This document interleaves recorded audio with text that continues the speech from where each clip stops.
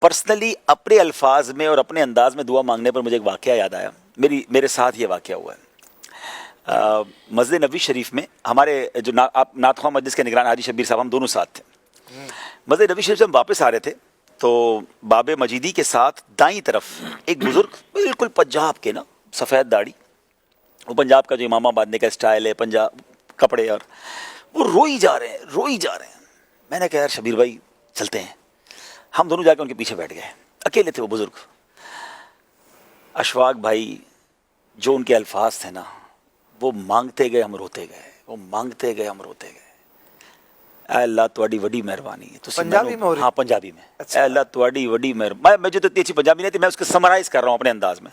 اے اللہ تسی مجھ جیسے گناہگار نو بلا لیتا. بس وہ ایک ہی جملہ کہتے رہے اور روتے رہے. ایک جملہ کہتے، چیخیں نہیں نکلتی، وہ اس طرح روتے رہے. اللہ اکبر. ہم دونوں پیچھے بیٹھے رہے. شبیر بھائی کو بھی امید ہے یاد ہوگا. پھر کیا ہوا، میں تھوڑی ہمت کی، میں تھوڑا آگے بڑھا. اچھا بابا جی ساڑھے واسطے بھی دعا کرو.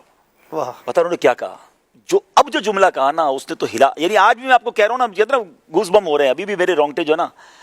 کہتے ہیں یا اللہ اے دیکھو کی کہہ رہے مینوں، میں انہاں دے واسطے دعا کرا، مجھ جیسا گناہگار. او پھر جو وہ روئے ہیں.